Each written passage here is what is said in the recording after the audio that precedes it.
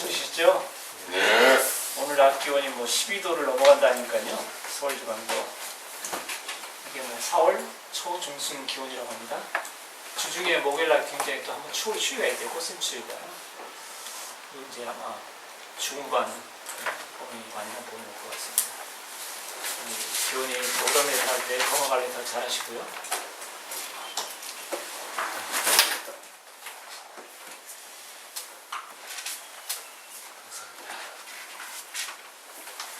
세상이 너무 많이 어지럽죠, 그죠? 네. 전쟁과 전쟁, 소문 있고 민족과 민족이 대적하고 있습니다. 사람들 간의 사랑이 식어져 가고 사람들이 바쁘게 달려도 얻을 수 있는 것은 많지 않고 다니엘서 12장에 이렇게 예언되어 있는 하나님의 말씀, 사람들이 이리저리 달리고 지식이 증가하리라. 그러나 이것은 이 땅의 삶은, 이 세상은 마귀가 그 주인 노릇을 하고 있기 때문에, 예를 들어 말씀드린 자본주의의 끝은 인간의 고통입니다. 자본주의가 발달하면 발달할수록 인간은 더 힘들어지게끔 되어 있습니다. 인본주의에서 나오기 때문에. 그리고 자본주의가 발달하면 발달할수록 자본이 자본을 버는 것이기 때문에 부자들한테도 그 물질이 더 모이게끔 됐습니다. 그 물질은 어디서도 나온 겁니까, 여러분? 서민들의 호르몬에서 나온 겁니다.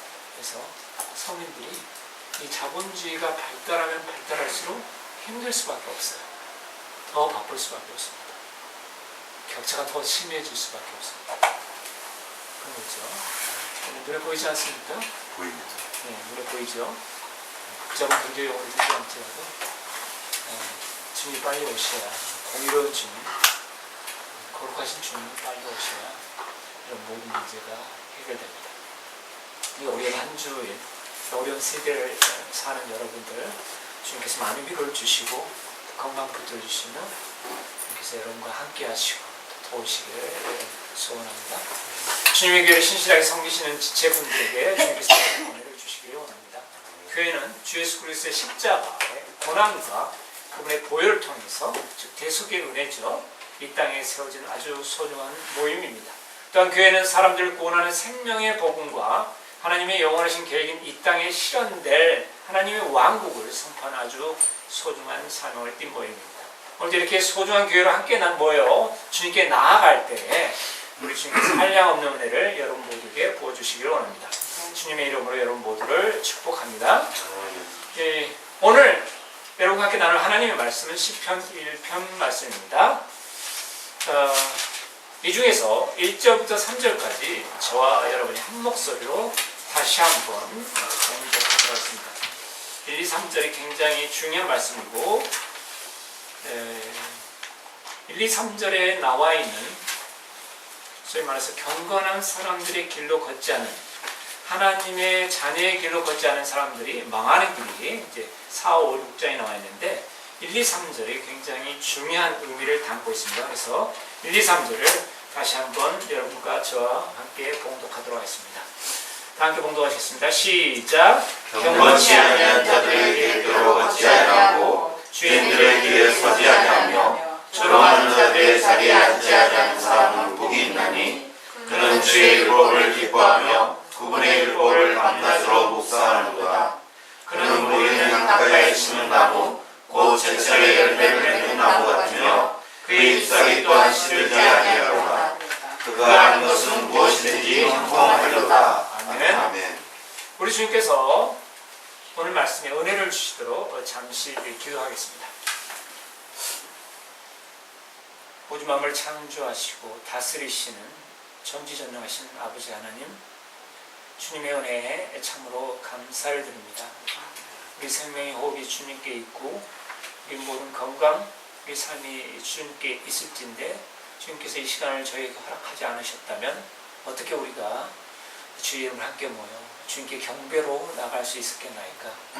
주님을 섬길 수 있는, 주님의 교회를 섬길 수 있는 이러한 특권을 허락하신 주님께 감사와 찬양과 영광을 돌려드립니다.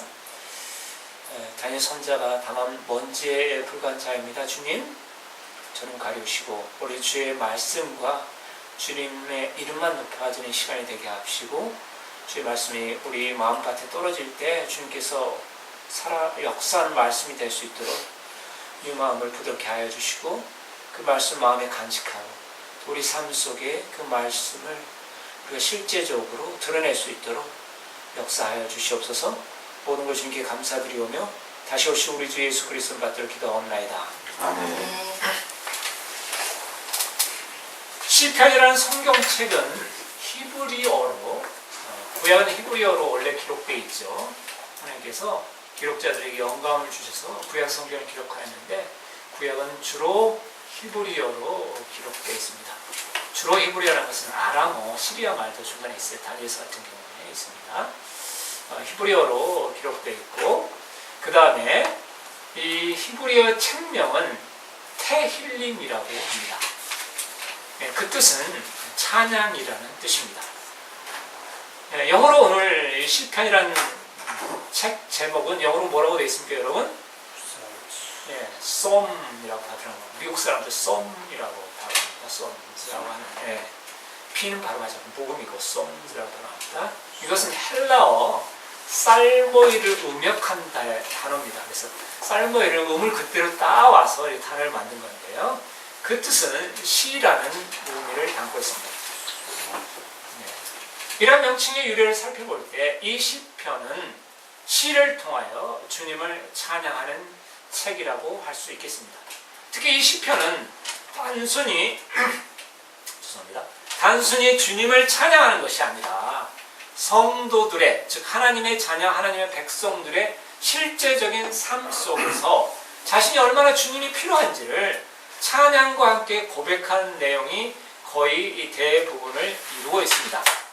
그러면 이 시편의 주제는 삶 속에서 주님을 찾는 성도들의 찬양 고백이라고 할 수 있습니다. 물론 혹자들은 이 시편이 5부분으로 나뉘어 있다. 모세오경이 나뉘어 있는 것처럼 5부분으로 나뉘어 있다고 이렇게 분석을 하기도 하는데 저는 그것보다는 성도들에게 주는 유익이 무엇인가라는 관점에서 이 시편을 보고 있습니다. 이 시편의 주제는 삶 속에서 주님을 찾는 성도들의 찬양 고백이라고 할 수 있습니다. 우리의 삶을 뒤돌아보면 이 시편을 기록한 사람들의 삶과 크게 다르지 않다는 것을 우리는 발견할 수 있습니다. 죄를 만진 날에는 회개하고 시편 51편에 나와 있습니다. 여러분, 밧세바와 죄를 한 다음에 다윗이 회개하는 시편이죠. 그 다음에 고난의 날에는 주님께 간구하며 시편 3편에 물론 많은 시편이 나와 있지만 대표적인 시편을 좀 들어드리는 겁니다. 또한 주님께서 고난으로부터 건져주신 날에는 주님께 감사하며 대표적으로 시편 136편을 들 수 있습니다.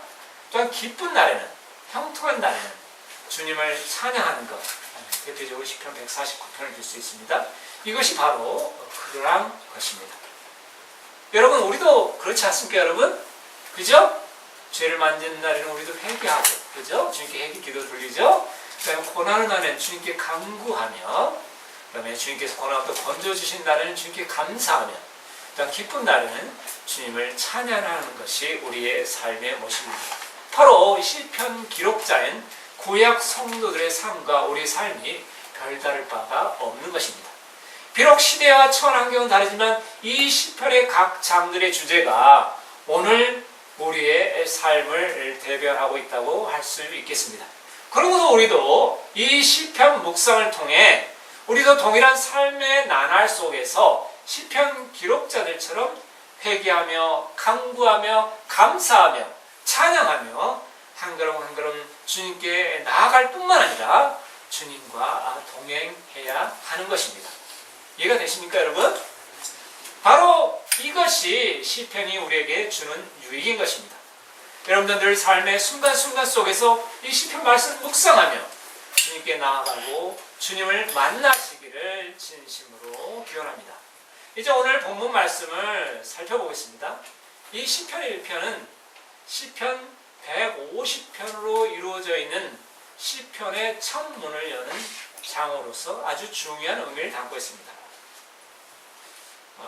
시편 23편을 저번 주에 이렇게 저희가 다뤘었는데 시편의 기록자가 다윗부터 시작해서 제일 처음으로 모세죠. 그 다음에 바빌론 강가에서 포로가 되었을 때, 바빌론 포로가 되었을 때가 기록되어 있는 책입니다. 모세가 오경을 기록한 때가 언제입니까, 여러분? BC? 출애굽할 당시 언제예요? BC 1450년경. 그렇죠? 그 다음에 느부갓네살 왕이 남유다 왕국을 멸망시킬 때가 뭡니까? 남유다 왕국의 마지막 왕이 시드기야 왕이었죠? 언제입니까, 여러분? BC 606년경, 5년 6년입니다. 그리고 바빌론 포로로 넘어간 때가 그러므로 590년경, 그때 1차, 2차, 3차 포로 갔었습니다. 그렇기 때문에 이 시편이 몇 년 동안에 기록된 거예요, 여러분? 얼마 동안 기록된 겁니까? 시기를 따지면 약 1000년 동안 기록된 거죠. 그렇죠? 1000년 동안 수많은 기자들에 의해서 주로 이 중에 73편은 누가 기록하였다고요? 이 중에 73편. 네, 다윗입니다. 다윗. 이외에도 다윗이 기록자가 안 나와 있는 시편도 다윗이 많이 기록했다고 우리가 볼 수 있습니다. 이처럼 시편 150편으로 시편은 이루어져 있는데 이 시편 1편은 그 천문을 여는 장으로서 아주 중요한 의미를 담고 있습니다. 그것은 복이 있는 사람의 길, 즉 형통하는 사람의 길이 이 시편 1편에 나와 있기 때문입니다. 여러분 다들 복 받기를 원하시죠? 그죠? 네. 좀 솔직해집시다. 복 받기를 원하시죠? 그죠? 네. 네. 감사합니다. 그렇다면 시편 1편을 깊이 묵상하시고, 왜냐하면 하나님의 약속의 말씀, 거룩하시고 거짓말하지 않으신 신실하신 그분의 약속의 말씀 항상 지키시는 신실한 하나님의 말씀이 시편 1편에 기록되어 있는데 복 있는 사람의 길이 이 시편 1편에 기록되어 있기 때문입니다. 특히 우리 그리스도인들에게 있어서 1절부터 3절까지 말씀이 굉장히 중요한데 1절부터 3절까지 말씀을 한번 구체적으로 살펴보고 그 의미를 되새겨 보도록 하겠습니다. 1절 말씀입니다. 제가 봉독해 드리겠습니다. 경건치 아니한 자들의 계획대로 걷지 아니하고 죄인들의 길에 서지 아니하며 조롱하는 자들의 자리에 앉지 아니하는 사람은 복이 있나니 라고 기록되어 있습니다. 이 말씀은 1절 내용은 어렵지 않게 이해될 수 있는 말씀이 기록되어 있습니다. 복 있는 사람과 그렇지 아니한 사람의 길이 명확하게 나와 있기 때문입니다. 하나님의 사람들, 즉 오늘날의 그리스도인들은 경건치 아니한 자, 즉 하나님을 믿지 아니한 자들의 악한 계획에 함께 동참하여서는 결코 안 됩니다. 참고로 말씀드리면 경건치 아니한 자에 해당하는 영어는 ungodly입니다. ungodly. 가들리란 뜻이 무슨 뜻이 아닙니까, 여러분? 무슨 뜻인가요? 가들리함은 Godly입니다. 그죠? ly 전미사가 붙어 있어서 부사가 되는 대전미사가 붙어 있죠. 그럼 가들리함은 무슨 뜻일 것 같습니까, 여러분? 가시 무슨 뜻입니까, 여러분? 하나님. on이 붙어 있으면 반대의 뜻을 나타내는 접두사죠. 그렇죠? 이 단어는 하나님을 섬기지 않는 자 혹은 사악한 자라는 의미를 담고 있습니다. 그러므로 이것을 그래서 경건치 아니한 자, 하나님을 믿지 않고 사악한 자들이 다 경건치 않게 걷잖아요. 그죠? 그야말로 인생을 죄로 얼룩져서 그야말로 포악광포하게 자기 마음대로 살아가는 사람을 말합니다. 그러므로 우리가 믿지 아니한 자, 경건치 아니한 자들의 악한 계획을 우리가 분별하여 그 계획에 함께하여서는 안 된다는 것입니다. 또한 하나님의 사람들은 죄인들이 걷는 길에 서 있지 않아야 합니다. 여러분, 사람들의 인생 궤적을 살펴보면, 사람들의 삶의 길을 살펴보면 대개 사람들은 각자의 삶의 일정한 테두리 안에서 살아감을 알 수 있습니다. 그죠? 일정한 삶의 테두리 안에서 살아가는 거예요. 그 테두리를 벗어난 사람은 극히 드뭅니다. 음악을 좋아하는 사람은 음악을 좋아하는 평생 음악을 좋아하고, 그야말로 미술을 좋아하는 사람은 평생 미술을 좋아하고, 그죠? 그렇죠? 예를 들면 그렇다는 것입니다. 죄인들도 대개는 그 인생이 지속적인 범죄 상태에 있음을 알 수 있습니다. 사기꾼이라는 단어가 그 대표적인 예라고 할 수 있습니다. 여러분, 사기꾼이란 남을 속여서 재물을 갈취하는 사람들을 말합니다.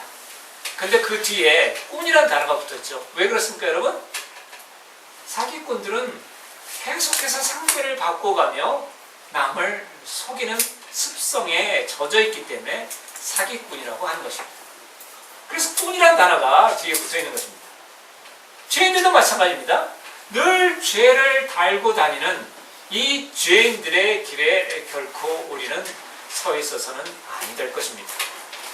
또 한 가지, 우리 그리스도인들은 남들을 조롱하는 교만한 자들의 자리에 앉지 않아야 합니다. 시편 119편 51절은 이렇게 우리에게 말씀하고 있습니다. 교만한 자들이 나를 크게 조롱하였어도 나는 여전히 주의 법을 떠나지 아니하였나이다. 어떠한 자들이 사람을 조롱합니까, 여러분? 성경에 나와 있잖아요.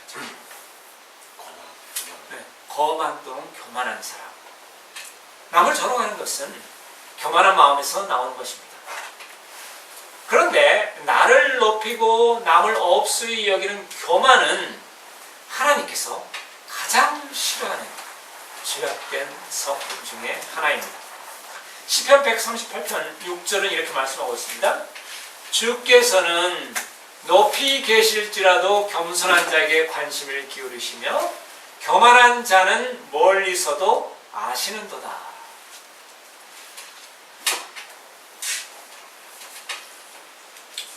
하나님께서는 높고 높은 보좌, 물론 그분은 전지전능하시기 때문에 또한 무소부재하시기 때문에 사람의 마음을 다 꿰뚫고 계십니다. 그런데 이 표현은 주께서 높이 계실지라도 겸손한 자에게 관심을 기울이신다는 거예요. 겸손한 자를 하나님께서 그처럼 관심을 기울이고 깊이 살펴보고 계신다는 거예요. 반면 또한 교만한 자도 역시 하나님께서는 아주 그가 멀리 있다 할지라도 하나님께서 아신다는 거예요. 자, 이렇게 겸손한 자와 교만한 자를 하나님께 아시는데 겸손한 자와 교만한 자에 대해서 하나님께서 어떻게 다루시는지 말씀을 살펴보고 있습니다. 야고보서 4장 6절은 이렇게 말씀하고 있습니다. 여러분, 그러나 그분께서 더 많은 은혜를 베푸시나니 그러므로 그분께서 이르시되 하나님은 교만한 자들은 물리치시나 겸손한 자들에게는 은혜를 베푸느니라 하시느니라. 아멘. 자, 어떤 사람이 내 생각이 맞습니다. 내 주장이 틀림없습니다. 내 의견이 맞습니다. 라는 마음으로 남들을 업수히 여기는 순간 우리는 어떻게 됩니까? 하나님의 은혜로부터 멀어지게 되는 것입니다. 이해가 되십니까, 여러분? 자, 이처럼 경건치 아니한 자들과 죄인들과 조롱하는 자들의 길은 망하는 길이기 때문에 우리 그리스도인들은 결코 그들과 같은 길을 가서는 아니 되는 것입니다. 민서 형제 오늘 이발 깔끔하겠네? 반가워.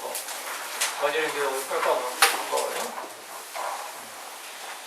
그런데 이러한 자들의 길에 있지 아니하고 복 있는 사람이 되기 위해서는 우리가 늘 매일의 삶 속에서 꼭 실천해야 할 것이 한 가지 있습니다. 그것은 바로 2절에 나와 있는 말씀입니다. 2절 시편 1편으로 다시 돌아가겠습니다. 2절 그는 주의 율법을 기뻐하며 그분의 율법을 밤낮으로 묵상하는도다. 사실 이 2절이 이 시편 1편의 핵심 구절이며 시편 전체의 핵심 구절이라고 할 수 있습니다. 하나님께서는 일찍이 이스라엘 백성들에게 하나님을 사랑하라라고 말씀하셨습니다.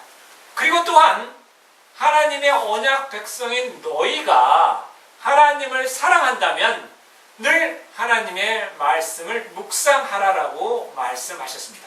다 같이 신명기. 자, 모세오경의 마지막 장이죠. 창출, 레민신, 창세기, 출애굽기, 레위기, 민수기, 그 다음에 신명기 6장 말씀입니다.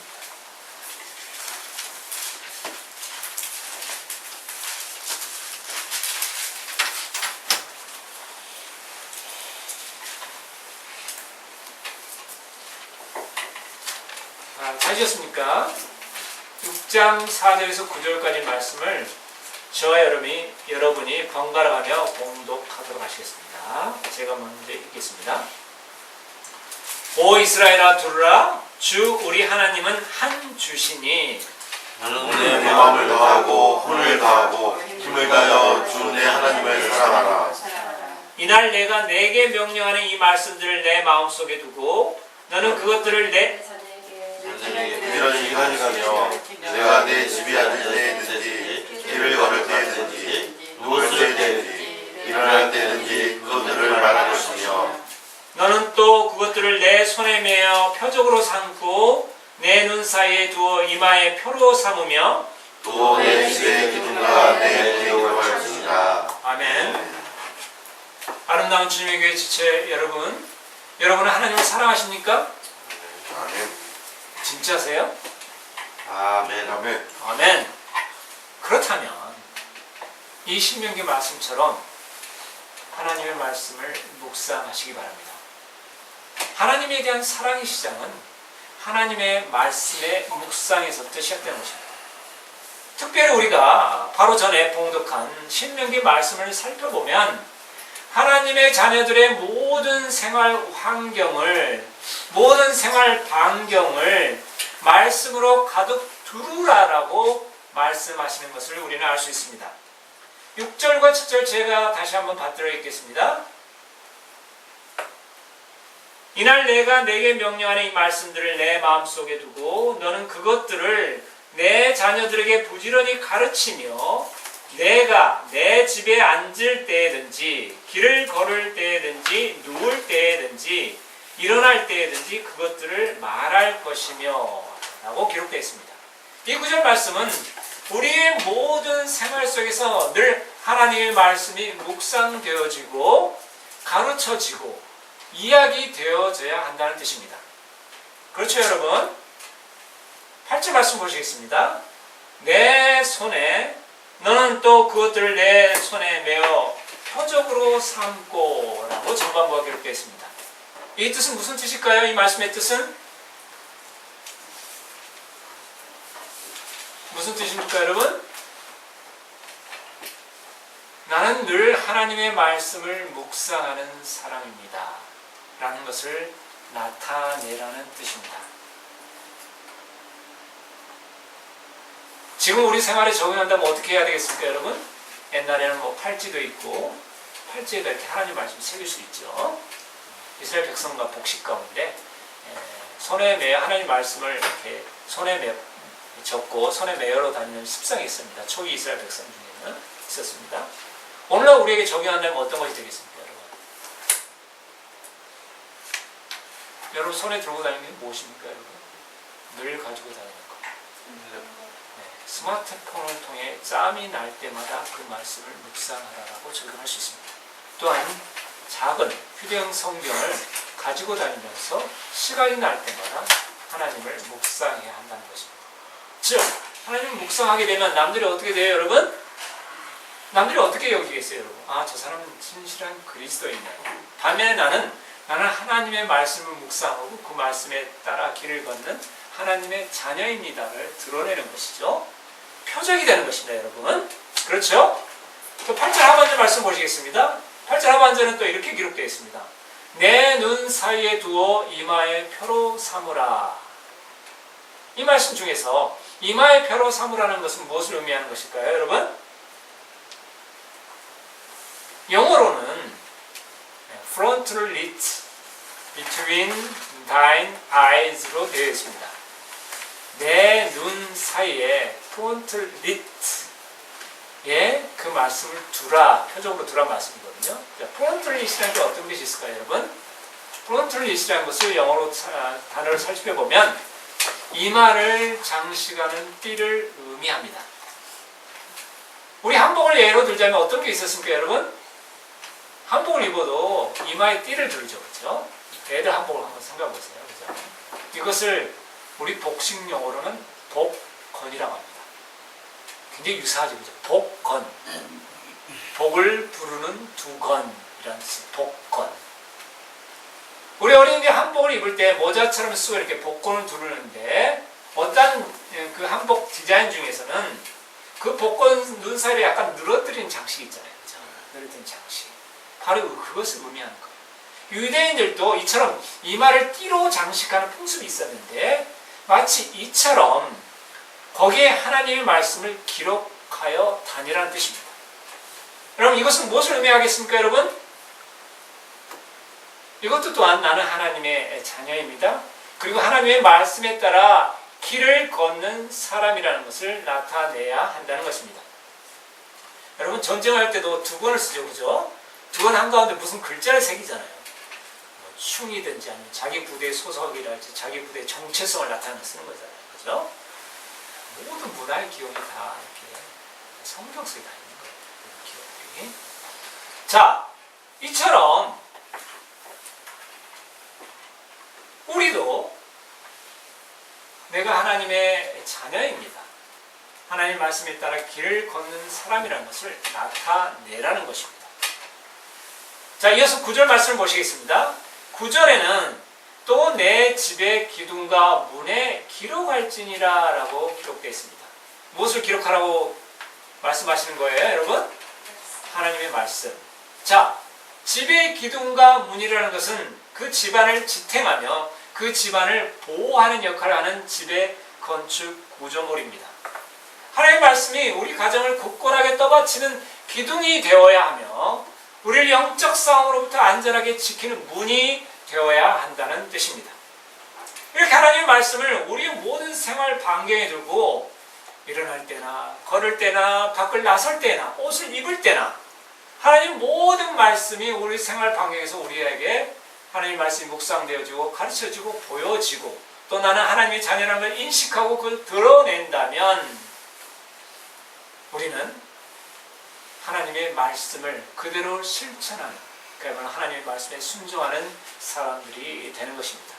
우리 삶 전체를 하나님의 말씀을 두르고 살라는 것이 하나님의 뜻이며 이처럼 늘 말씀과 함께하는 것이 또한 하나님을 사랑하는 것이다 라는 것을 하나님께서 말씀하셨는데 말씀을 우리 생활 반경에 모두 두르고 있으면 그것이 바로 하나님을 또한 사랑한다는 것이라는 뜻인 것입니다.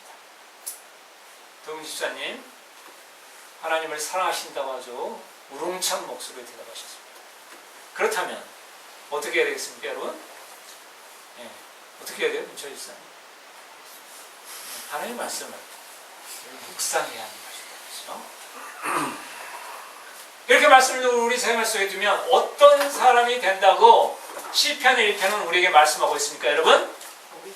네, 아멘. 복 있는 사람이 된다는 것입니다. 여기서 하나님의 말씀이 주는 유익 몇 가지를 살펴보겠습니다. 첫째로 하나님의 말씀은 우리를 죄에 빠지지 않게 합니다. 다시 시편 119편 11절을 보시겠습니다. 시편 119편이 아주 중요한, 말씀과 관련해서 굉장히 중요한 장인데 시편 119편을 중심으로 살펴보겠습니다.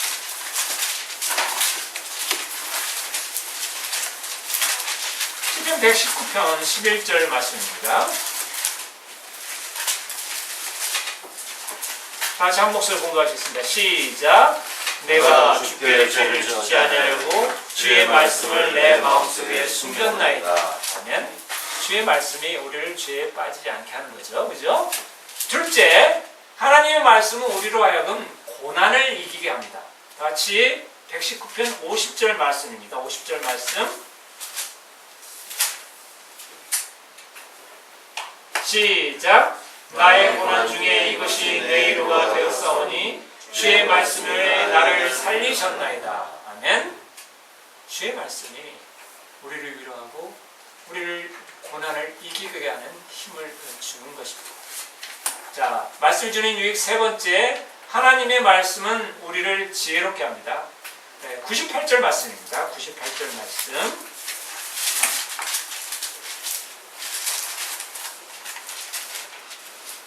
함께 공부하시겠습니다. 시작. 주의 명령들이 항상 너와 함께하므로 주께서 그것들을 통해 나를 내 원수들보다 지혜롭게 하셨나이다. 아멘. 말씀해 주는 유익 네 번째, 하나님의 말씀은 우리로 하여금 기쁨을 넘치게 합니다. 103절 말씀입니다. 103절 말씀 한 목소리 공독하시겠습니다. 시작. 주의 말씀들이 내 입맛에 어찌 그리 단지요 참으로 내 입에 꿀보다 더 다니이다. 맞습니다. 하나님의 말씀이 곧 길이요 진리요 생명입니다 라고 여러분의 마음이 하나님의 말씀에 아멘하며 그때 그렇게 화합할 때 여러분의 마음이 기쁨으로 가득 차오르게 되는 것입니다. 진리를 깨우칠 때의 기쁨, 하나님을 발견할 때의 기쁨, 하나님의 뜻을 발견할 때의 기쁨이라는 것은 이 세상 그 무엇보다도 바꿀 수 없는 기쁨인 것이지요. 자, 하나님의 말씀이 주는 유익 다섯째, 하나님의 말씀은 선택의 갈림길에서 우리로 하여금 길을 인도받게 합니다. 105절 말씀입니다. 105절 말씀 다 같이 함께 공부하셨습니다. 시작. 주의 말씀은 내 발의 등불이요 내 길의 빛이니라. 선택의 길에 있어서 하나님의 말씀을 중심으로 판단하게 되면 망하지 않게 됩니다.